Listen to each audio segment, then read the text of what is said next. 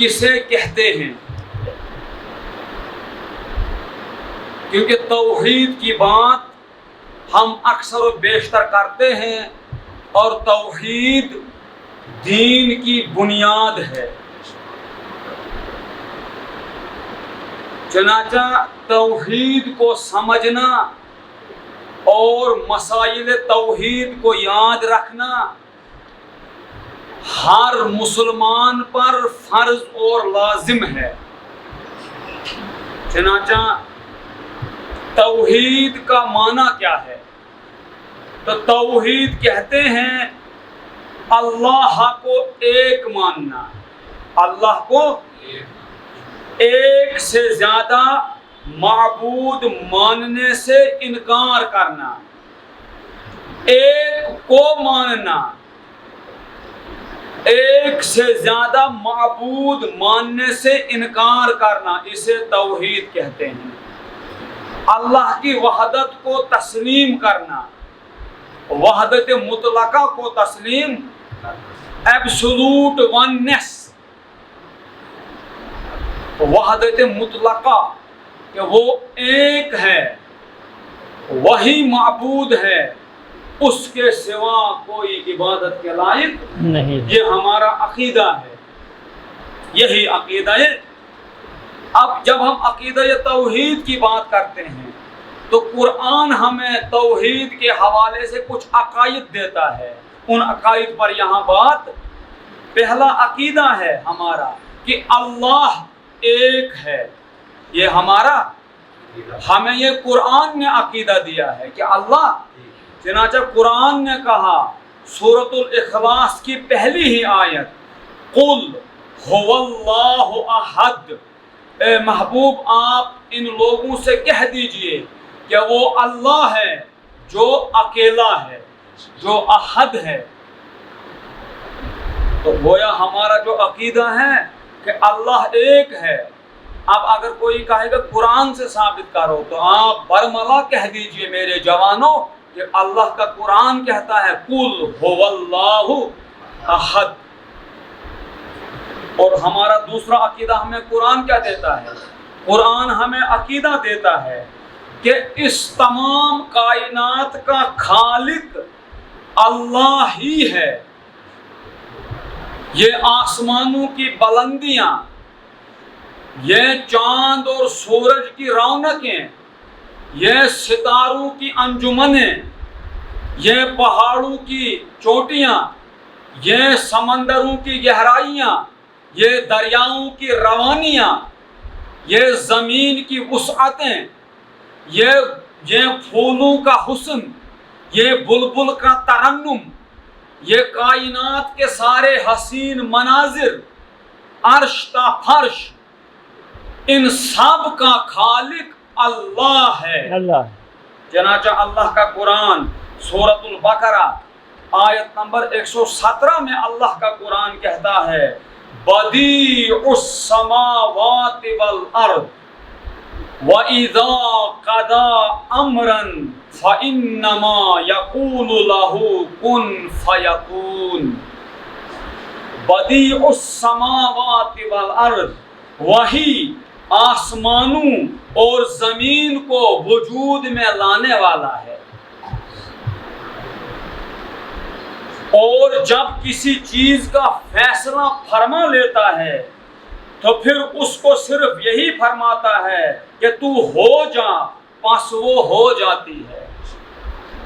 معلوم ہوا کہ یہ جو آسمان اور زمینیں ہیں، یہ ساری جو کائنات ہے، the whole universe، اس کا کریٹر، اس کا بنانے والا، اس کو پیدا کرنے والا کون ہے؟ اس لیے کائنات کی ہر چیز اللہ کے ایک ہونے کی گواہی دیتی ہے۔ مولانا رومی فرماتے ہیں کہ ہر گیا ہے کہ از زمین روید، ہر گیا ہے کہ از زمین روید، وحدہ لا شریک می گوید۔ کہتے ہیں ہر گیا ہے کہ از زمین روید، کہتے ہیں زمین سے جو بھی تنکا اگتا ہے، جو بھی تنکا زمین سے اگتا ہے، تو جب اس کو دیکھتے ہیں پوچھتے ہیں بھائی تو کیا کہتا ہے، تو وہ وحدہ لا شریک، وہ بھی اللہ کے ایک ہونے کی گواہی دیتا ہے۔ اور ہمارا عقیدہ یہ ہے کہ جب اللہ ایک ہے، جب ان آسمانوں کو، ان زمینوں کو، اس ساری کائنات کو میرے اللہ نے پیدا کیا ہے، میرے اللہ کی یہ تخلیق ہے، تو پھر ہمارا عقیدہ بنتا ہے کہ ہمارا معبود بھی اللہ ہی ہے، اس کے سوا کوئی معبود نہیں ہے۔ چنانچہ اللہ کا قرآن سورۃ البقرہ آیت نمبر 163، آیت نمبر 163 میں اللہ کا قرآن ہمیں یہ عقیدہ دیتا ہے کہ اے میرے بندو، جب تم مجھے ایک مانتے ہو، جب تم یہ بھی جان گئے کہ ان آسمانوں اور ان زمینوں کا پیدا کرنے والا بھی میں ہی ہوں، تو پھر سن لو اللہ کا قرآن کیا کہتا ہے، وَإِلَٰهُكُمْ إِلَٰهٌ وَاحِدٌ لَا إِلَٰهَ إِلَّا هُوَ الرَّحْمَٰنُ الرَّحِيمُ، اور تمہارا معبود خدائے واحد ہے، اس کے سوا کوئی معبود نہیں، وہ نہایت مہربان رحم فرمانے والا ہے۔ تو قرآن نے ہمیں، اب ہمارا معبود ایک ہے، اسے توحید الوہیت کہتے ہیں۔ سبحان اللہ، کیا کہتے ہیں؟ توحید الوہیت، کہ معبود ہونے میں وہ اکیلا ہے، اور فرشتوں کی شانیں ہو سکتی ہیں، پیغمبروں کی عظیم شانیں ہیں، اولیاء کو اللہ نے عظیم شانیں دی ہیں، لیکن اس کے باوجود ان میں وہ سارے عبد ہیں، وہ سارے بندے ہیں، وہ سارے اللہ کی بارگاہ میں سجدہ ریز ہیں، وہ سارے اللہ کے دربار میں جھکے ہوئے ہیں، معبود وہ اکیلا ہے نا۔ اللہ نے اپنے نبی کو کتنی شان دی، اللہ خود میرے نبی پہ صلاۃ و سلام پڑھتا ہے، فرشتے سلام پڑھتے ہیں، لیکن پھر بھی کہا میرا محبوب سب کچھ ہے مگر معبود۔ یہی عقیدہ ہے کہ ہمارا معبود ایک معبود ہے۔ تو اس توحید، اس عقیدے کو توحید الوہیت کہتے ہیں۔ اور دوسرا جو ہم نے کہا کہ آسمانوں اور زمینوں کا پیدا کرنے والا، اسے توحید ربوبیت کہتے ہیں۔ کیا کہتے ہیں؟ توحید ربوبیت، یعنی وہ رب، اس کے سوا کوئی رب نہیں ہے۔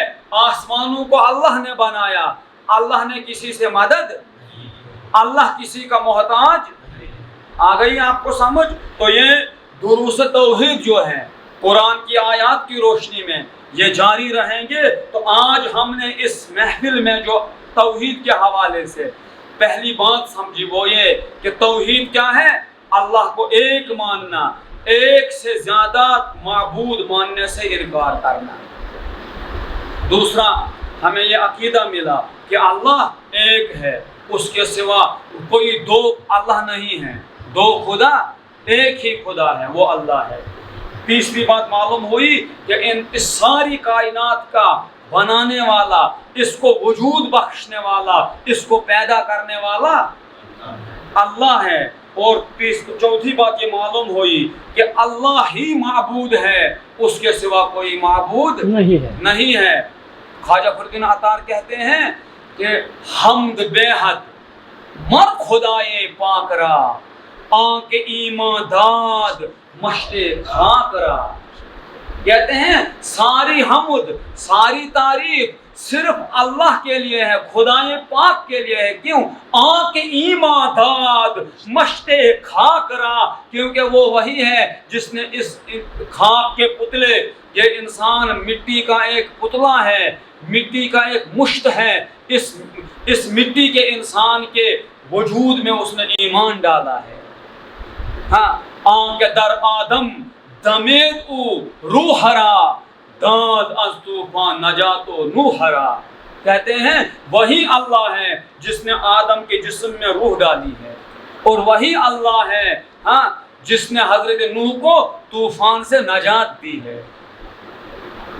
علامہ اقبال نے بھی کہا ہے کہ خودی کا سر نہاں لا الہ خودی ہے تیگ فساں لا الہ الا اللہ. کہتے ہیں کہ یہ نغمہ فصل گل و لال کا نہیں پابند بہار ہو کہ خزاں لا الہ.